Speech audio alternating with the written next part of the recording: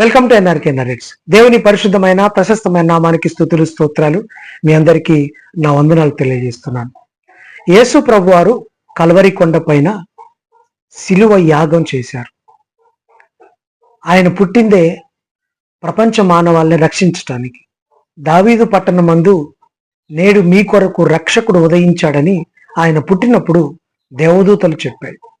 అయితే ఆయన కల్వరి సిలువలో అదే రక్షణ కార్యాన్ని జరిగించి ప్రపంచ మానవాళిని పాపం నుంచి, శాపం నుంచి, అపవాది కట్ల నుంచి విడిపించాడు.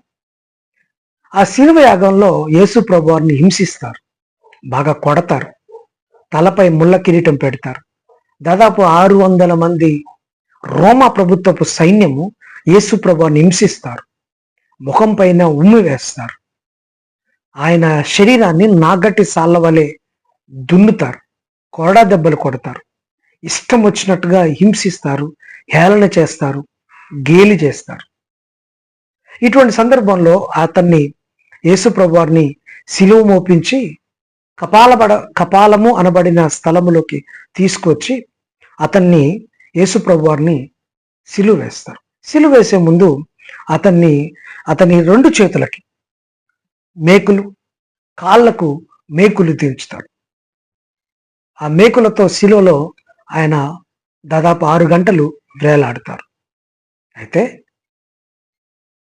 యేసు ప్రభువారు ఈ లోకంలోకి రక్షణ కార్యాన్ని చేయటానికి, మన యందు రక్షణ కార్యము మనలో ఉండాలి, ఆ రక్షణ కార్యం ద్వారా పరలోక భాగ్యము ప్రతి ఒక్కరికి సంక్రమించాలన్నది ఆయన ఆశయం, సంకల్పం. అయితే చాలామంది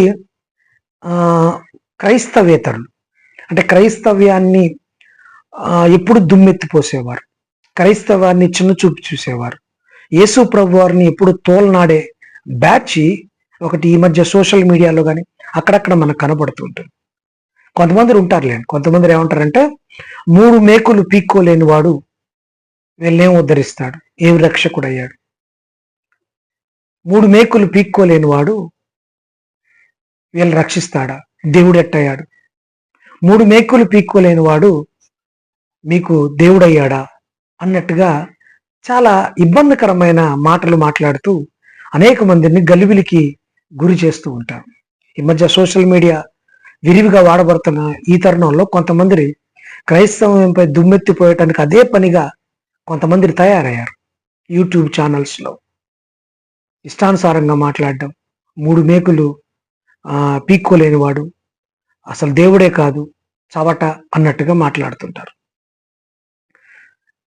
వీళ్ళే కాదండి, ఇప్పుడే కాదండి, బైబిల్ గ్రంథంలో మనకు స్పష్టంగా రాయబడేది ఏంటంటే, ఆ రోజే యేసు ప్రభువారిని సిలువ వేసిన ఆ రోజే ఇప్పుడు వీళ్ళు మాట్లాడుతున్నారు, కానీ ఆ రోజే యేసు ప్రభువారిని తోలనాడారు. నువ్వు రక్షకుడు అయితే నువ్వు రక్షించుకొని మమ్ము రక్షించమని ఎడమవైపు దొంగ మాట్లాడాడు. అంటే నువ్వు 3 మేకులు బిక్కొని మా మేకులు కూడా బిక్కు అని ఆనాడే మాట్లాడాడు. దానికి ఆయన మౌనంగా ఉన్నాడు. ఆయన పని మేకులు పీక్కోవటం కాదు, రక్షించటం, రక్షణ కార్యం నెరవేర్చడం. కుడివైపు దొంగ ఏమన్నాడు, యేసు నువ్వు రాజ్యంలో వచ్చినప్పుడు నన్ను జ్ఞాపకం చేసుకోమని అందుకొచ్చాడు ఆయన. అందుకేమన్నాడు, ఇమ్మీడియట్గా అతనికి పరదేశు భాగ్యాన్ని అందించాడు. ఆయన మేకులు పీక్కోవడం పెద్ద లెక్క కాదు.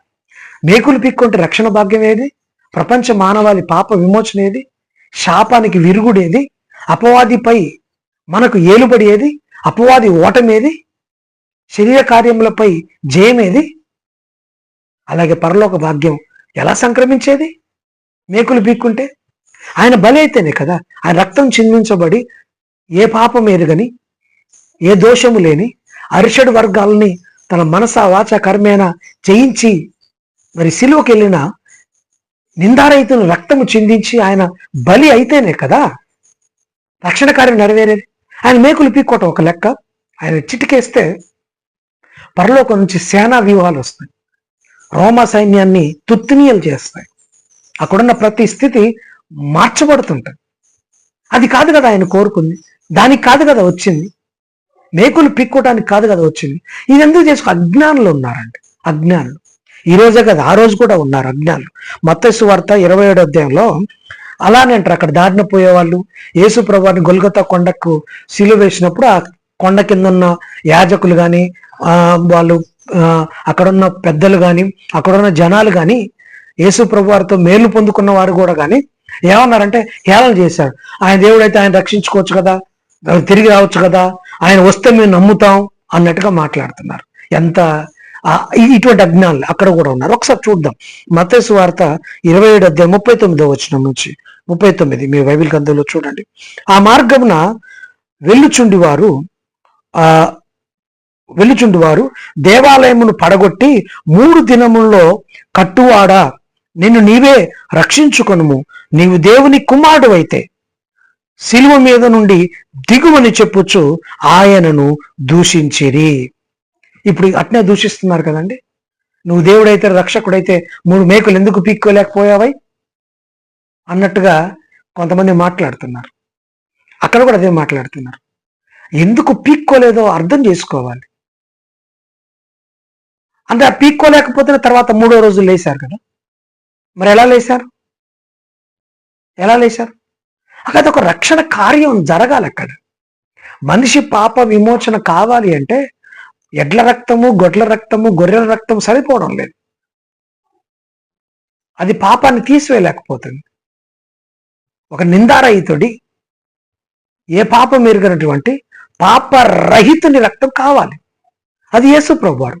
ఆయన పుట్టుకలో పవిత్రత, ఆయన పెరుగుదలలో పవిత్రత, ఆయన మాటల్లో పవిత్రత, ఆయన చేతల్లో పరిశుద్ధత, ఆయన క్రియల్లో పరిశుద్ధత. అరిషడు వర్గాలను ఆయన 33.5 సంవత్సరాలు మనస వాచ కర్మేన కామము, క్రోధము, మదము, మోహము, లోభము, మత్సరము ఇవన్నిటిని జయించి అతను రక్తము పవిత్రపరచబడింది. ఆ రక్తము కార్చబట్టే కదా ప్రపంచ మానవాళి యొక్క పాప భరించబడింది. ఇప్పుడు అక్కడి నుంచి దిగొస్తే రక్షించుకుంటే, ఆయన రక్షించుకుంటే మిగతా వారికి రక్షణ ఏమి?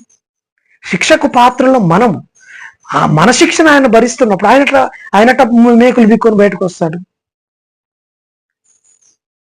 ఇది ఈజీ జాబ్ అతనికి రావడం, కానీ చేయదు. రక్షణ కార్యం జరగాలి కదా.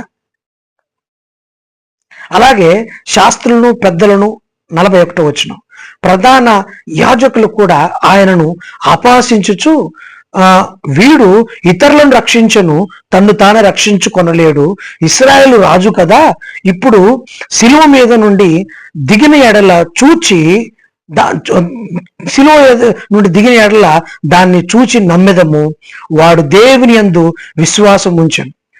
శిలువ మీద నుండి దిగుతారంట, వాళ్ళు నమ్ముతారట, రక్షిస్తారట, రక్షణ పొందుతారట. శిలువ మీద నుంచి దిగితే రక్షణ ఎక్కడ వస్తుంది? ఆయన మరణం సంభవించదు కదా. లాజిక్ మిస్ అయితే ఎలా? ఆయన చెప్పాడు కదా ముందే.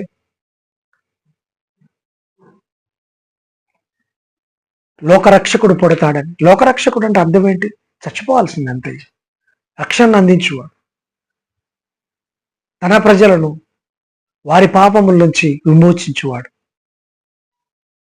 మరి మన పాపల నుంచి విమోచించాలంటే ఆయన బలి అవ్వాలి. ఇవాళ వాళ్ళు అంటున్న మాటలు ఇప్పుడు కొందరు అంటున్న మాట లెక్కనే ఉన్నాయి.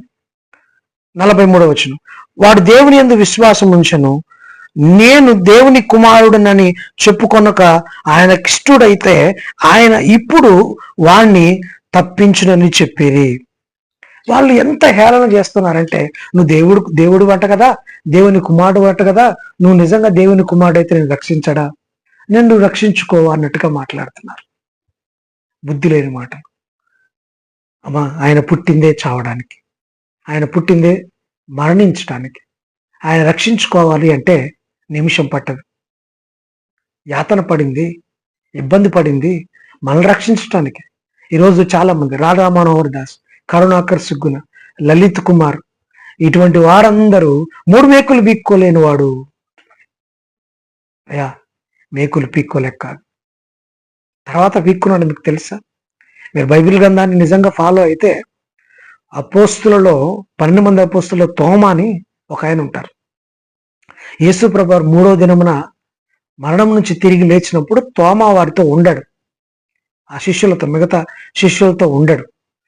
అయితే ఆయన ఏమంటాడంటే, అబ్బాయి నేను ఆయన గాయముల్లో వేలు పెట్టి చూస్తే తప్ప నేను నమ్మను అని అంటాడు.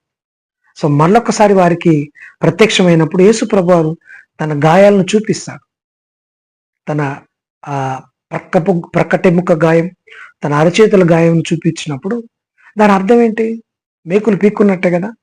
అంటే ఆయన కార్యం నెరవేర్చి మేకులు పీక్కొని బయటకు వచ్చాడు కదా. అసలు మరణం గొప్పదా, మేకులు గొప్పవా? మరణాన్ని జయించిన వాడికి మేకులు ఒక లెక్క. కానీ అక్కడ కాదు, లాజిక్ మిస్ అవుతున్నారు. మీరు అజ్ఞానమో లేకపోతే తెలవదో ఏమనుకోవాలని అర్థం కాదు. మేకులు పీక్కోలేక కాదు, ఆ మేకుల్లో కొట్టబడిన మనకు రక్షణ అందించడానికి వచ్చాడు. అపవాది మనకు మేకులు కొట్టింది, అపవాది మనకు సంఖ్యలు వేసింది, అపవాది ఏలుబడిలో ఉన్నాం, అపవాది బండకాల్లో ఉన్నాం, అపవాది చెరలో ఉన్నాం. ఆ చెర అనే మేకుల్ని విడిపించడానికి ఆయన మేకులు కొట్టుకున్నాడు, ఆయన మేకులు దించుకున్నాడు.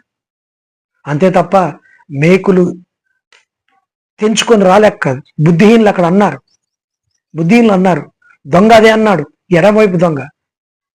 కానీ మనం కుడివైపు దొంగలా ఉండాలి, కుడివైపు దొంగలా ఆలోచించాలి, ఆ రక్షణ కార్యాన్ని గుర్తించాలి. ఎడమవైపు దొంగ ఏమన్నారు?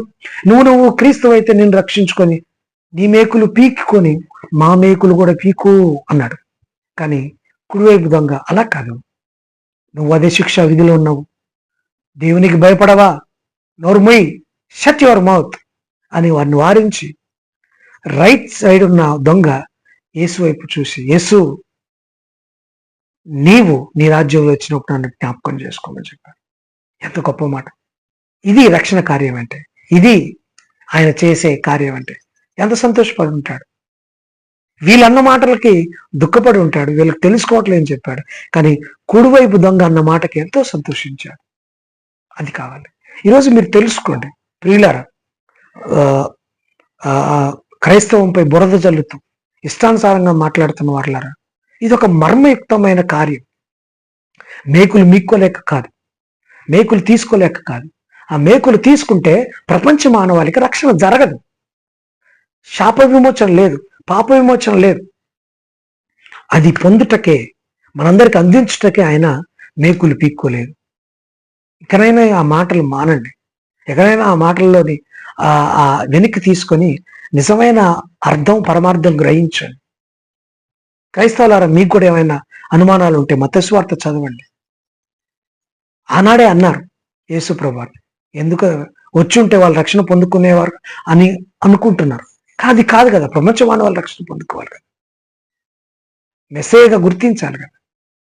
అది చేయలేకుండా వాళ్ళు ఇబ్బంది పడ్డారు. మనం కుడివైపు దొంగలా ఉందాం కాక. చూచి నమ్మిన వారి కంటే చూడక నమ్మిన వారు ధన్యులు. తోమకు వార్నింగ్ ఇచ్చాడు దేవుడు. మనమందరము యేసు ప్రభువుని నమ్మేవారుగా ఉండాలి. మేకులు బీక్కొని వస్తేనే నమ్మితే అది నమ్మకం కాదు. అబ్రహాం నువ్వు నా కుమారుడు ఇస్తేనే నమ్ముతా అంటే అది కాలే, కుమారుడు ఇవ్వకముందే నమ్మాడు అబ్రహాం. ఆ నమ్మకం మనకు కావాలి. దేవుడు అటువంటి నమ్మకాన్ని మనందరికీ దేవుడు దయచేయను గాక. God bless you. ఆమెన్.